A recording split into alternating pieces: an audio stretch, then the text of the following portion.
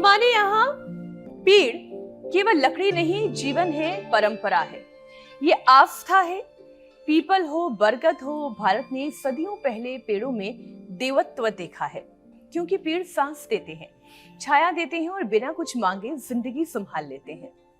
लेकिन दुनिया अब जाकर ये बात समझ रही है। कनाडा के क्यूबेक में सिर्फ 2000 आबादी वाले टाउन बाई शहर ने पेड़ों को जीवित प्राणी मानने का प्रस्ताव पास किया है। मतलब पेड़ सिर्फ प्रॉपर्टी नहीं है, एक सांस लेती जिंदा जान है जो इंसानों को जीवन देती है।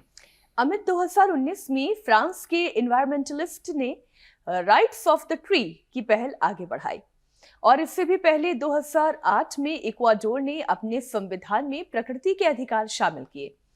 मतलब ये क्लियर है, इंसान बचेगा तो पेड़ों के साथ संतुलन बनाकर ही बचेगा।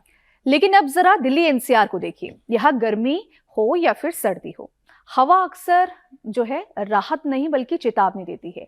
AQI कई बार 200 से 400 तक पहुंचता है और कुछ इलाकों में हालत उससे भी ज्यादा डराते हैं। यानी सांस के साथ शरीर में जहर जा रहा है। और इसका असर केवल फेफड़ों पर नहीं है। एक स्टडी के मुताबिक दिल्ली में स्किन टाइटनिंग यानी कि लोगों की त्वचा की कसावट घट रही है और ये बात नेशनल एवरेज से करीब 18% ज्यादा गंभीर है। वजह साफ है, प्रदूषण, खराब पानी और यूवी किरणें, ये तीनों मिलकर कोलेजन को कमजोर करते हैं। त्वचा ढीली पड़ती है, डिहाइड्रेशन बढ़ता है, काले घेरे और समय से पहले एजिंग दिखने लगती है। और चेहरा तो सिर्फ संकेत है, प्रदूषण शरीर के अंदर जाकर इम्यूनिटी तोड़ता है, फेफड़ों को कमजोर करता है, दिल पर दबाव बढ़ाता है, कैंसर, डायबिटीज, बीपी और लाइफस्टाइल बीमारियों का भी खतरा बढ़ाता है। पेड़ काटकर शहर बनाते बनाते लोग ऑक्सीजन का बैंक लगातार खाली कर रहे हैं और वही पेड़ हमें याद दिला रहे हैं, प्रकृति से रिश्ता टूटा तो सेहत से रिश्ता भी टूटेगा। स्वामी जी हमारे साथ जुड़ चुके हैं। स्वामी जी तो पेड़ों और प्रकृति के बीच ही रहते हैं और उनकी सेहत और प्रकृति का रिश्ता वो कई बार बताते हैं। आज एक बार फिर से इसे समझने की कोशिश करेंगे। स्वामी जी बहुत बहुत स्वागत। प्रणाम स्वामी जी। स्वामी जी बहुत बहुत प्रणाम। हम प्रकृति और संस्कृति के ही उपासक हैं और यहाँ चारों ओर देखो कितना सुंदर प्रकृति का सौंदर्य है और उसमें नैसर्गिक रूप से सौंदर्य को और कैसे बढ़ाना है। हमारी श्रद्धामयी ये थेरापिस्ट बहनें हैं, हमारी श्रद्धामयी बहनों को, बेटियों को ये प्रकृति से सजा रही है, संजो रही, संवार रही है। केश कांति जिसमें हम प्याज, उदंबर, गूलर और कढ़ी पत्ता, भृंगराज, इनके पत्तों का पेस्ट बना करके बालों में लगाते, झड़ते बाल एकदम बंद हो जाते। चेहरे पर हल्दी, मेहंदी और रसोद, एलोवेरा, पका हुआ पपीता, खीरा और गुलाब की पंखुड़ियाँ, मुल्तानी मिट्टी, इसका लेप बना करके, ये सब छोटी छोटी बातें माने एंटी एजिंग लेप बोलो इसको रिंकल पिंपल्स के लिए बोलो, कांति लेप हमने रेडीमेड भी सारे देश को उपलब्ध करा रखा है। एलोवेरा और एलोकांति, भस्त्रिका,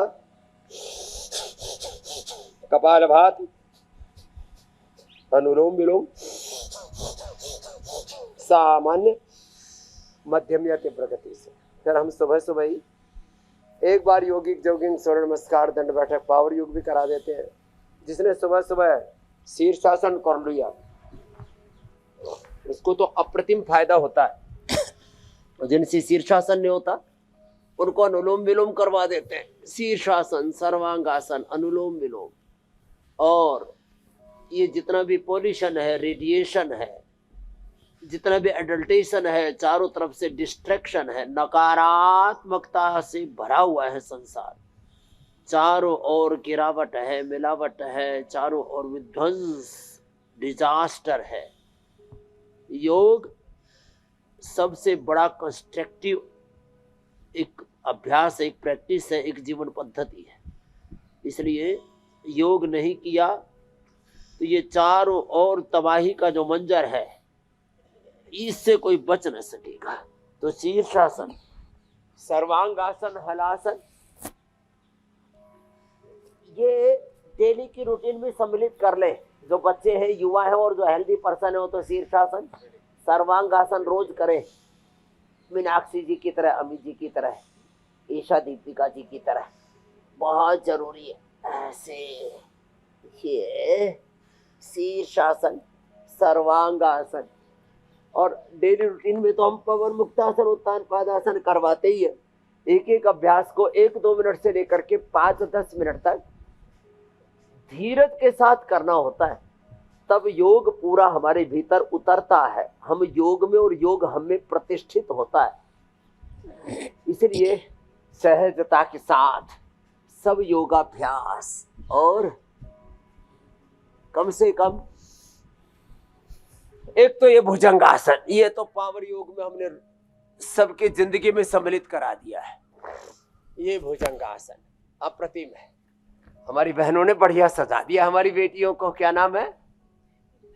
इंद्रजीत को और मंजू को, और बहुत अच्छा है। और फिर ये सूख जाएगा तो अंदर की सारे नकारात्मक तत्वों का अवशोषण कर लेता है, सारे डेड स्किन सेल स्किन के, और सिर की भी सारी नेगेटिव एनर्जी को सोख लेता है। ये लेप बड़ा जबरदस्त है। चारों ओर लोगों ने तबाही मचा रखी है प्रकृति में, और यदि बड़े रूप में कहूं तो कुछ लोग हर समय कुदरत को, प्रकृति को, संस्कृति को ऐसे ही ढोंग, पाखंड, आडंबर बता करके उसकी अवहेलना करते रहते हैं। कुदरती खेती घाटे का सौदा है, बोले संस्कृति प्रकृति सब बकवास है। वेद शास्त्र और योग, आयुर्वेद और हमारी ये जितनी भी सांस्कृतिक विरासत है उसके ऊपर रोज लोग लांछन लगाते हैं।